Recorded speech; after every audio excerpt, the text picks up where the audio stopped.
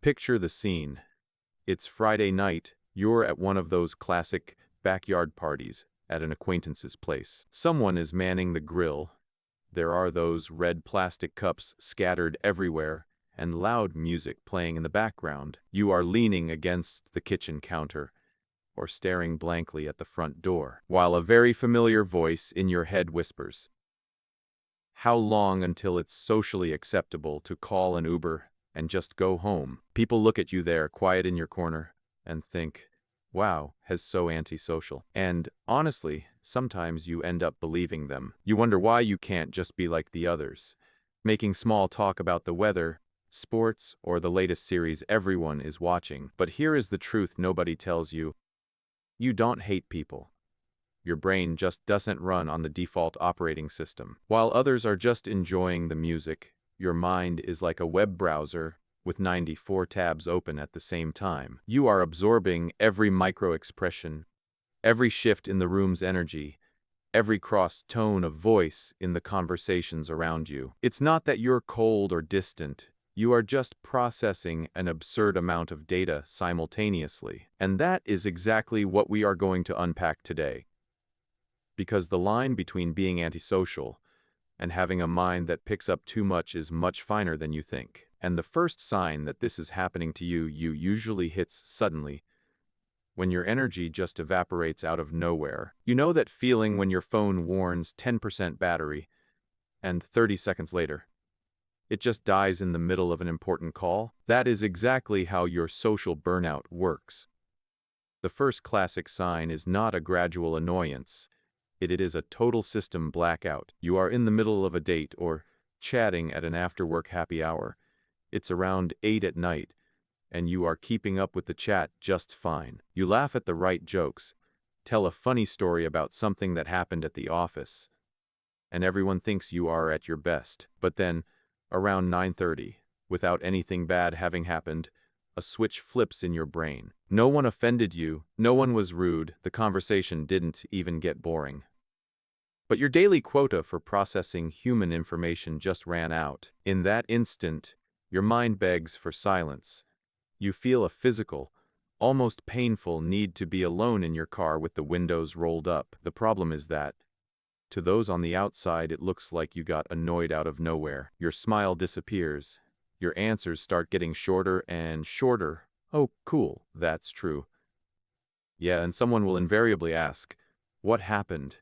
Are you sad about something?" It is exhausting having to explain that no, you are not sad or upset with anyone. Your social hard drive is just full and won't accept any more downloads for today. But while you try to justify your sudden blackout without looking like a rude idiot, your brain is already busy doing a complete sweep of the environment without you even realizing it. 10 seconds. That is the exact time it takes from the moment the doorknob turns until the moment your radar has completely scanned the room. You enter a carpeted meeting room or one of those casual parties with red cups, say hi automatically. But your mind is like a CSI detective working double time. While most people only notice the obvious. "Oh, Bob brought beer," or "the accounting guys are already here." You have already absorbed information that almost no one else saw. The tense posture of that colleague in the corner pretending to laugh at a joke. The awkward, almost palpable atmosphere between that couple who obviously had an epic fight in the car 10 minutes ago and are now forcing friendliness. The way the boss crosses his arms every time someone gives an idea. In moments, your brain has already drawn the invisible map of the power tensions of the entire room, without you even trying. And here lies the second sign of why your processor never turns off. It's not that you find others uninteresting. It's that having this X-ray vision all the time is exhausting. You feel the weight of every awkward silence and every polite little lie. People often call you quiet, too observant, or even a little distant, because you just lean against the kitchen counter, shaking your head. But in reality, it is the exact opposite. You are quiet precisely because your brain already too much to manage with the flood of invisible feelings floating around. Silence is your defense mechanism. And speaking of defense, if there is one thing you have learned to avoid at all costs, and with physical force. It is the terror of what should be just a polite chat. You can't. Physically. This is the third symptom that your brain processes too fast. Having a banal conversation about the I-95 traffic earlier today, or whether it's going to rain on the holiday, sounds almost as pleasant as chewing on a metal lid. That harmless small talk that lubricates the gears of the social life of most normal Americans feels to you like dragging sandpaper on wounded skin. You are in the office near the water cooler, or in line at the post office, and someone starts with the predictable and inevitable script of every chance encounter. The dialogue is so scripted that you don't even need to use 0.5% of your IQ for it to happen. In 3 seconds, your mind has already deviated from the weather topic, has already wondered what this person is thinking, why they are insecure, what fears they hide behind this polite little chat. You desperately long to dive in. Where would you run away to if your life ended tomorrow? What was the last weird dream you had? But the rules of social etiquette don't allow you to stop the HR colleague and throw that kind of question in his face at 10 o'clock on a Tuesday. So you laugh kind of crooked. You nod your head repeatedly. Say, wow, really? And while doing your best role of a normal, well-adjusted adult in society, your inside screams in agonizing boredom. It is not arrogance. It's just that your brain runs at a pace where the superficial leaves you frustrated, and to save yourself from being dragged again by this forced and exhausting choreography, of course you ended up developing strategies of military operations. And the fourth big sign is the mastery with which you dominate these maneuvers. You walk into Walmart or Whole Foods with a simple mission: grab paper towels and 2 ripe avocados. The plan is clean. 10 minutes of execution. But in the exact millisecond you turn the cart to the frozen food section, the foretold tragedy happens.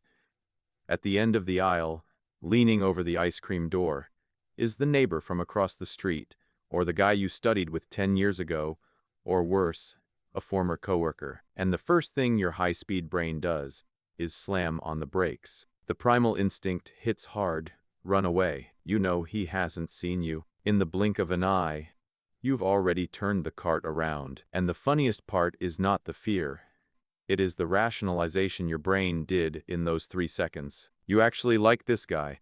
He's cool. You used to have good laughs. But initiating the 10 steps over there means triggering the inevitable standard script of 34 questions. Hey, it's been a while. How's the wife? The kids? Liking the new job? Wow, we really need to schedule that coffee that will never happen. Your social immune system cannot handle this fake Monday night choreography without prior planning. You know the conversation will be exhausting, useless, and will require from you at least 20 minutes of friendly, high-alert simulation. So you calculate the wind, analyze the response time, use the snack shelves as barricades to hide, check the label of a product you have no idea how to use, feigning deep interest in a can of sauce, just to wait for him to leave. To an outside observer, you seem crazy or incredibly rude. But what no one knows is the overload and internal data micromanagement your brain doesn't want to deal with right now, and the effort you have to make to turn off the alarms. But hiding in the market is the easy part. The hard part is trying to turn off your radar when the world is literally sending silent messages. And this fifth sign will give away how paranoiacally observant your processor can be. You know when your phone, that little message sound, and the world around you freezes? It's not because of the sound itself, but the feeling of what is not being said that hits you before you read the second sentence. You open iMessage, see one word, and something microscopic is different today. You know, for example, that the person you usually text every day uses the crying laughing face emoji 4 times, but today she simply sent a haha, that period. Or someone in the office you usually chat with on Slack just minimally changed the good morning greeting to good morning, yes, without the exclamation mark, and suddenly a drop of ice slides down your spine. Your radar goes crazy, and your mind does 15 somersaults analyzing everything that happened in the last 3 days. Was someone fired? Did this person not sleep right? Did she get mad because I replied too fast yesterday? While for 90% of normal people, a dry and direct text message is just a direct message. For those who have the curse of picking up overly subtle details, everything screams. The tones drop a whole octave. You hear the breathing changes on the phone line, and your alert level enters the red phase, DEFCON 5. The most exhausting part of it all is the self-control. You feel like immediately calling the Pauling and anxiously asking, "Dude, what's wrong? Are you mad? Who died?" But you have already learned, the hard way, that if you do this often your friends will start looking at you as if you were a crazy paranoid. And if there is something that irritates, it is not being crazy, but having the burden of a face that is naturally unfathomable to others. Which brings us to the classic frustration of the sixth sign. Why are you so mad? Or did something happen? You look terrible. If you had $1 for every time you heard that phrase in your life, you would probably have already bought a private island in the Caribbean to get away from everyone. This is the sixth classic sign, and possibly the most frustrating of all, that your brain is running at top speed while your body tries to keep up. You are sitting on a friend's couch, at a family dinner, or in the back seat of an Uber. You are not sad. You are not angry. Actually, you are doing great. You are relaxed, maybe even reflecting on how good the dinner sauce was or analyzing a crazy theory about that documentary you watched last night. But to the outside world, your face is transmitting the energy of a Russian hitman minutes before a job. What people don't understand is that your neutral expression, that fixed and slightly furrowed gaze, is not hostility, it is focus. It is your face of "I am processing 400 thoughts per minute, and I forgot to tell my face muscles to look friendly." It is your brain's loading screen. The problem is that society demands you to be a human golden retriever all the time. So, you spend an absurd amount of mental energy just to keep a half smile on your face, raise your eyebrows every now and then, and nod. All just so others don't think you hate their presence. It is like having to run a heavy app in the background just to manage facial expressions. And when you combine this effort to seem normal with all the sensory overload we've already discussed, the inevitable result is the bill arriving the next day. Which leads us to the seventh sign. So you made it. You survived the Saturday night wedding. You were friendly, made small talk with the bride's unknown great uncles, endured the DJ playing The Killers to the screams of a drunk groom, ate cake, took 70 photos from bad angles, and around midnight, you finally get in the car with that nice feeling of mission accomplished. The only problem is that you wake up on Sunday morning needing intensive care. This seventh sign is what we call a social hangover. It has nothing to do with drinking the day before. The pain and exhaustion you feel in your whole body, the uncontrollable urge to lock the bedroom door and dive into a silent episode of a boring documentary nobody would watch, and the inability to answer a single good morning are, in fact, the symptoms of your social immune system working double time. It is almost inflammatory crisis. For 4, 6, 10 hours the night before, your inner analysis machine processed a very high load of dirty looks, loud music, bad perfumes, idiotic comments, and boring stories. You feel as if you had participated in an emotional gymnastics championship. The silence of that Sunday afternoon is not a rejection of the people you were with yesterday. Silence is the battery charger, that mandatory moment plugged into the socket. If you are prevented from having this moment, if someone tries to schedule a lunch on Sunday right after a Saturday event, you don't just decline, you feel sick, or even act like a cornered animal, irritable and harsh. The irony of trying to be socially active extends to your inner circle. And it is exactly there where you are deeply misunderstood when it comes to choosing your daily social battles. You probably have that friend who swears up and down that you are the most talkative, funny, and deep person they know. And he is 100% right. You two sit in a cafe in the middle of a Tuesday afternoon, order an espresso, and for the next 3 hours, you take apart the entire universe. You talk about childhood traumas, economics, whether aliens exist, the meaning of life, and why the last season of that series was complete garbage. You are brilliant, articulate, and tireless. But then, this same friend invites you to his birthday on Saturday. There are 8 people at the bar table. The dynamics change. The environment is noisy. 3 conversations are happening at the same time. Someone makes an inside joke you don't understand.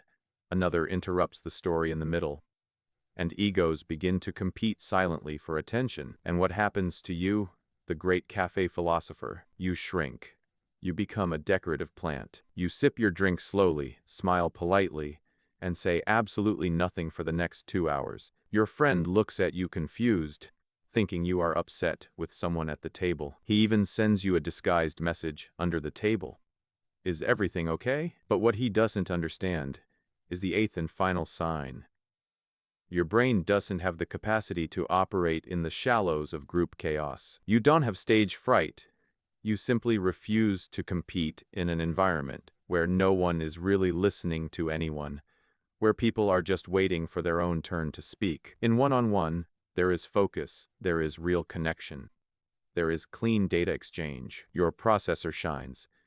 But in the group, there is only noise, interruptions, and stimulus overload. For you, trying to have a meaningful conversation, there is like trying to read a complex book in the middle of a rock concert. So, you do the only logical thing: turn off the radio transmitter, save battery, and wait patiently for the bill to arrive so you can go home.